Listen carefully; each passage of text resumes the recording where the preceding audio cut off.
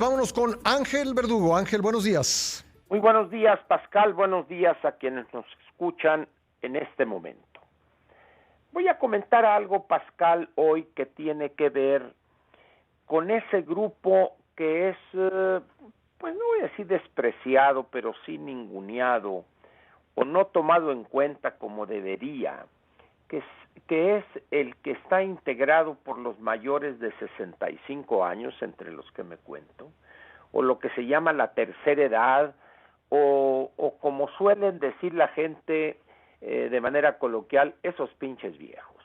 Bueno, el Consejo de Salud General acaba de dar a conocer algo que se llama Guía Bioética de Asignación de Recursos de Medicina Crítica. Correcto, aquí lo comentamos en la mañana. Así es, el nombre es pomposo, ¿no? El nombre da o pretende enviar un mensaje así de algo trascendente, que lo es por lo demás, pero que en esencia se reduce al dilema que prácticamente todos los países enfrentan, específicamente en situaciones de crisis como esta, de pandemias, donde pues nadie pudo haber previsto el número de respiradores, el número de camas de terapia intensiva, etcétera, etcétera. Y llega el momento en que el médico o el responsable que está en ese momento ahí tiene que decidir a quién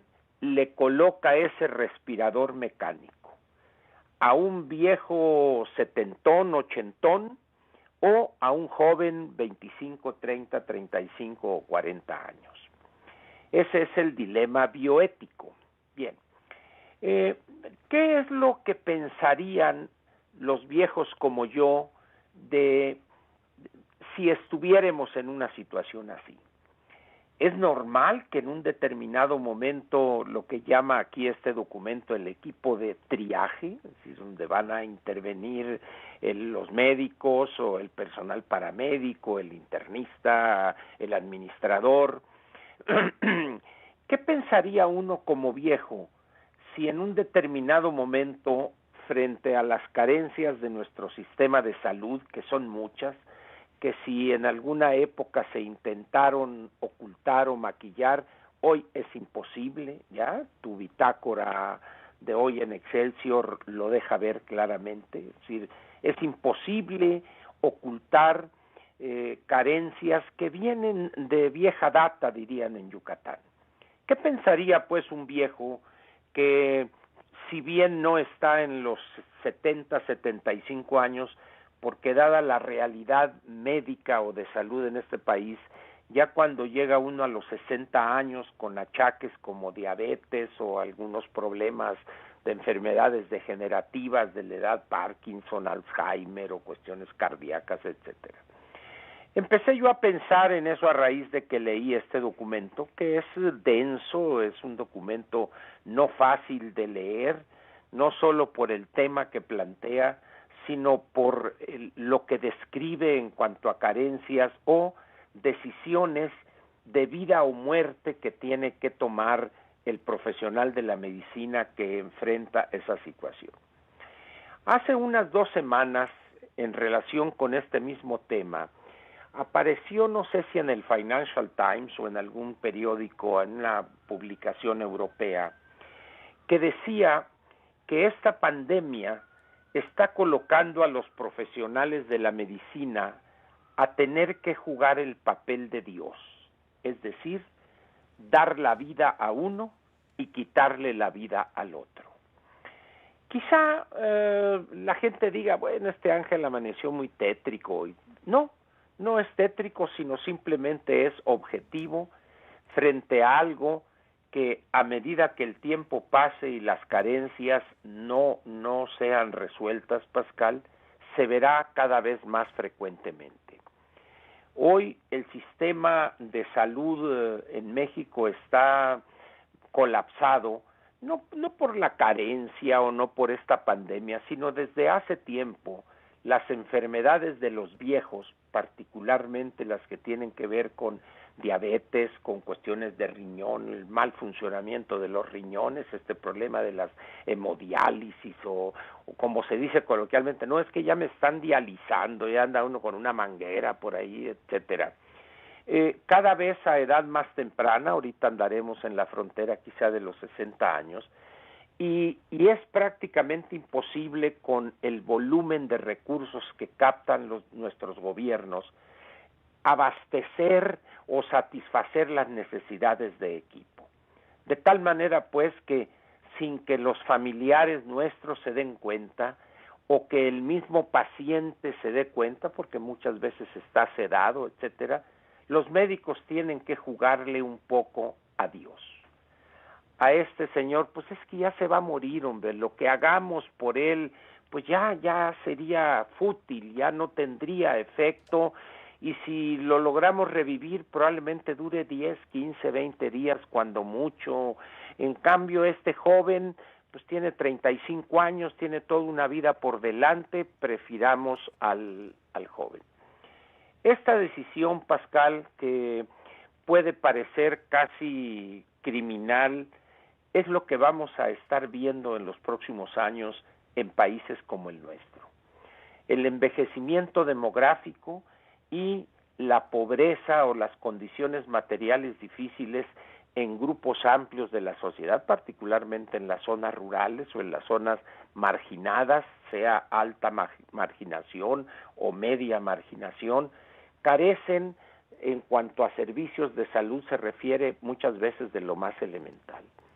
Valdría la pena, pues, que empezáramos a pensar que los profesionales de la medicina y los responsables en un determinado momento de un piso en un hospital o de la administración general en un hospital tendrán que tomar decisiones dolorosas, impopulares, pero más aún, Pascal, incomprendidas.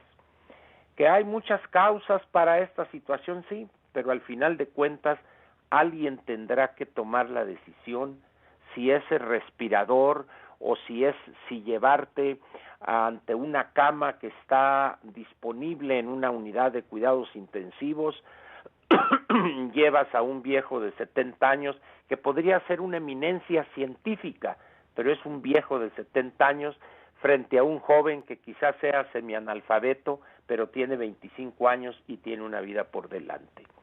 Valdría la pena, Pascal, que un tema como este, que a muchos podrá parecer doloroso, triste, pero creo que lo veremos más frecuentemente de lo que muchos desearemos. Hoy esta pandemia nos ha puesto en la agenda o nos ha puesto frente a nosotros ese tema. Es que ese es el tema, a eso vamos a llegar, o sea, si no, ¿para qué elaborar esta guía, no? Efectivamente, es más, ya está sucediendo. Esa guía se dio a conocer precisamente para evitar problemas de tipo administrativo e incluso penales, Pascal. Al final de cuentas, ¿qué viene siendo la eugenesia o la eutanasia? Es decir, el problema de decidir qué haces, le quitas un respirador a un paciente que ya no tiene remedio, por ejemplo. Es decir, ¿qué van a pensar los familiares de esa persona que está ahí y que aun cuando sepan ellos que ya no tiene remedio, por creencias religiosas o por cuestiones de tipo moral, ético, dicen no, ahí que siga. Señora, es que nomás tenemos un respirador y tenemos allá una madre que va a dar a luz y etcétera, etcétera, etcétera, ¿no? Esa es quizá, Pascal, una más de estas situaciones que la pandemia actual nos ha visibilizado.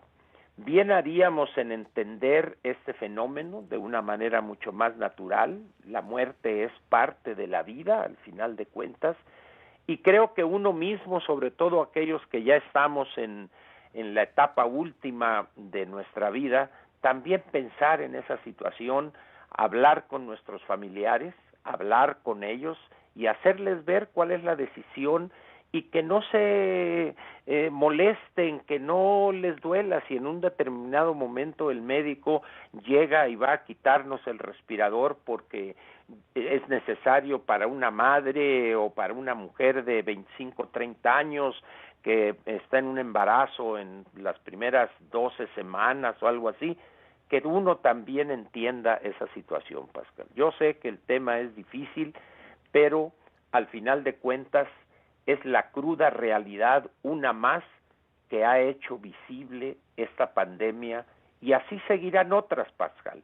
Quizá no tan dolorosas, pero sí críticas en lo que se refiere al colapsado sistema de salud pública que tenemos en México.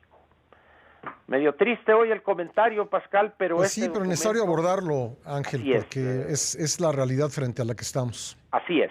Ándale pues. Te agradezco, Ángel, nos escuchamos mañana. En un tema más alegre, por así decirlo. Un abrazo, Pascal. Un abrazo, Ángel, gracias. Ahí tiene usted el comentario de Ángel Verdugo.